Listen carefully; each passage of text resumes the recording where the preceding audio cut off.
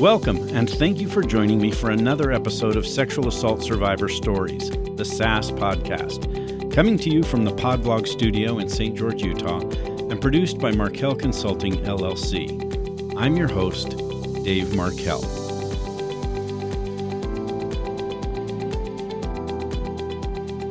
Hello, everyone. Thanks for joining me here at Sexual Assault Survivor Stories. This is episode 76, and again this week, I'm flying solo. In today's episode, I'm going to take a deeper exploration into the details of trauma memory and its profound impact on our minds and actions. Building upon last week's discussion, I'm going to delve into the sensitive area of whether to disclose experiences of rape or sexual assault. For those of you who are unfamiliar with such trauma, I invite you to view this episode as a lens through which you can come to an understanding of the complexities faced by individuals in our communities who have endured these experiences.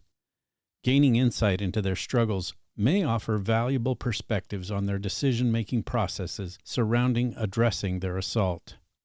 The decision to disclose one's experience of sexual assault or rape is loaded with immense difficulty, resonating deeply with many within our podcast community. Among us are survivors of childhood sexual assault, while others have faced similar traumas as adults. And for many, these experiences have spanned both childhood and adulthood. While some have bravely chosen to disclose their assaults, many of you continue to grapple with the internal conundrum of whether or not to share your experience. To those in the latter category, my goal is to clarify the complexities involved and offer some insights into your decision-making journey. Reflecting on the aftermath of our assaults, it becomes evident that the majority of survivors did not receive adequate trauma intervention, neither immediately nor in the long term, especially for those of us who endured assaults during childhood. These traumatic events were often shrouded in secrecy and silence, and were even worsened by societal taboos surrounding discussions of sexual assault or even the mere mention of rape. The available treatments, if any, were frequently grossly inadequate and in some cases even re-traumatizing, which only compounded the wounds and perpetuated a cycle of isolation and re-traumatization. In many instances, disclosure itself carried severe punitive consequences. Despite that, some among us have summoned the courage to confront and expose these injustices. Today, we'll delve deeper into the decision-making process surrounding the disclosure of sexual assault or rape.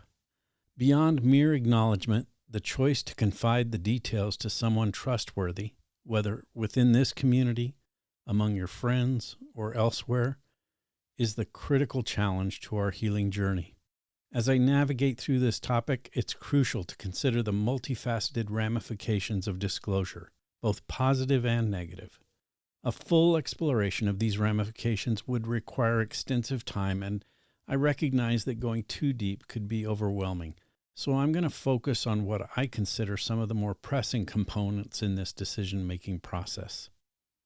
As you contemplate whether to disclose your own experiences, it's essential to conduct a thorough personal risk assessment and consider how your disclosure may be received by those closest to you.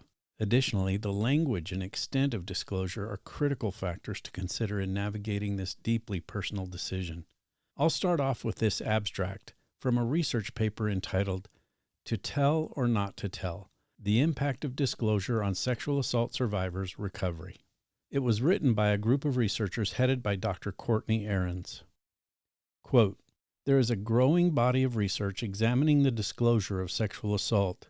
But the focus on time to first disclosure does not capture the whole picture. Survivors also differ in how they continue to disclose, to whom they disclose, and the types of reactions received during the disclosure.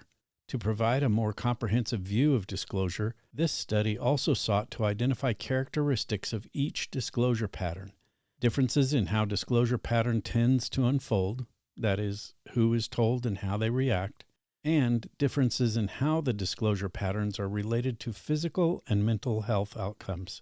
Results revealed 4 distinct disclosure patterns: non-disclosers, slow starters, crisis disclosers, and ongoing disclosures.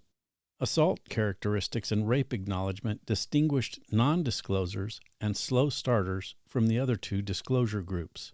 Slow starters were also less likely to disclose to police and medical personnel and received negative reactions less frequently, while non-disclosures experienced more symptoms of depression and post-traumatic stress than other groups. End of quote. As survivors contemplate the pivotal decision of whether to disclose their experiences of sexual assault or rape, I want to emphasize that a thorough risk assessment is imperative. This entails a comprehensive examination of the potential consequences, both positive and negative, that may result from disclosing such deeply personal and often traumatic events. By meticulously evaluating the risks involved, survivors can make informed decisions tailored to their individual circumstances and needs. Factors such as current support network, your own mental and emotional resilience, and the perceived receptiveness of the intended audience must all be carefully considered during this process. Additionally, anticipating the reactions of loved ones is a crucial aspect of the disclosure decision-making process. Understanding how family members, friends, and individuals may respond can help survivors prepare emotionally for potential challenges or conflicts that may arise. While some may offer unwavering support and validation, others may react with disbelief, denial, or discomfort. By preemptively considering these varied responses, you, the survivor, can better navigate the aftermath of disclosure and proactively seek out sources of support and understanding.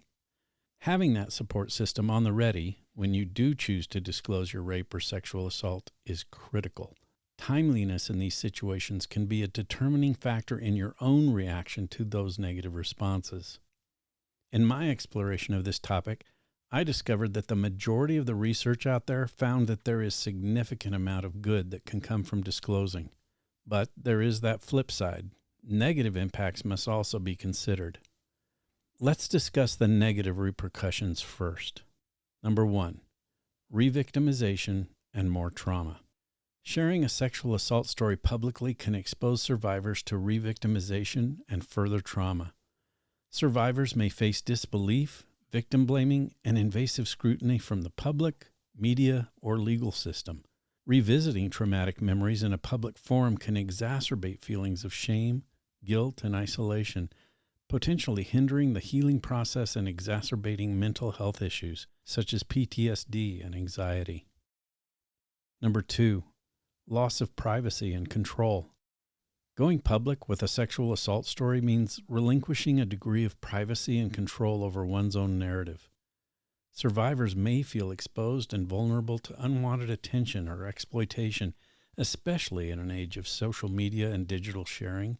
Once a story is made public, it can be difficult to control its dissemination or in the way it's perceived and interpreted by others, leading to potential misrepresentation or sensationalism.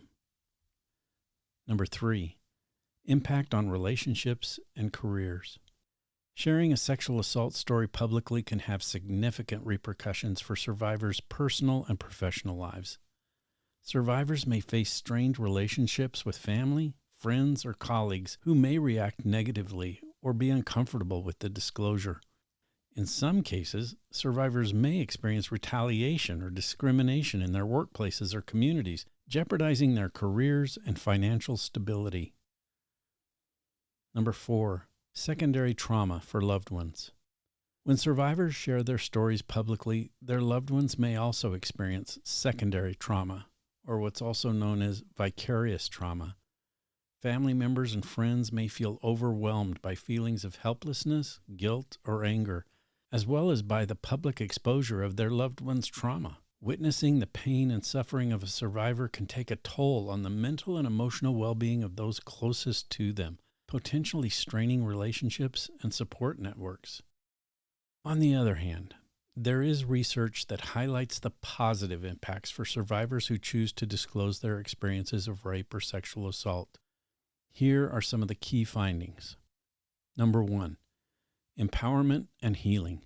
Sharing your story can be a powerful act of empowerment for survivors. Speaking out publicly can help survivors reclaim their voice and regain a sense of agency over their own narrative. By breaking the silence surrounding sexual assault and rape, survivors can begin the healing process and find solidarity and support from others who've experienced similar trauma. Number 2, raising awareness and breaking stigma. Publicly sharing a sexual assault story can contribute to raising awareness about the prevalence and impact of sexual violence. By sharing your experiences, survivors can help break down the stigma and shame that often surround discussions of rape and sexual assault. This increased awareness can lead to greater understanding and empathy from the public and encourage meaningful conversations about consent, boundaries, and the importance of supporting other survivors. Number 3, holding perpetrators accountable. When survivors share their stories publicly, they can shine a light on the perpetrators of sexual violence and hold them accountable for their actions. By speaking out, survivors may encourage others to come forward with their own experiences, potentially leading to legal consequences for the perpetrators and preventing future acts of harm. Number 4, inspiring change and advocacy.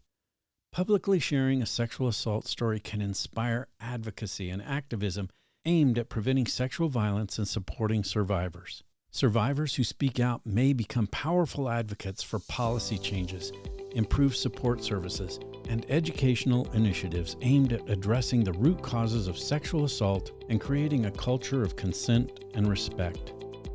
This overview is not complete in the discussion of whether or not to disclose experiences of rape or sexual assault.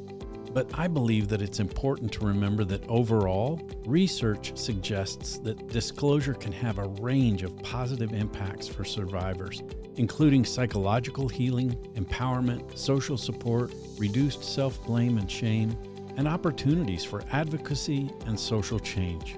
However, it's essential to acknowledge that the experience of disclosure is highly individualized, and not all survivors may experience these benefits in the same way or to the same extent. Ultimately, it's crucial to respect each survivor's unique journey and support their decisions regarding disclosure with empathy and understanding. And that's the mission of Sexual Assault Survivor Stories, the SAS podcast. Thank you again for joining me on this journey. And thank you for the responses I'm getting through emails, texts, and various other message platforms from social media. Your words of appreciation and the positive impacts you are relating to me are fuel to my soul in keeping this podcast going. I truly do appreciate all of you. Please spread the word about this podcast, and let's keep that growth going. I'd love to reach even more listeners with the power that victims and survivors are sharing here. So tell everyone you know to subscribe and become regular listeners. This way, we're all doing our part to help bring justice to victims and survivors of rape and sexual assault. And remember to start by believing, because we all know someone whose life has been affected by rape or sexual assault. We'll see you next week.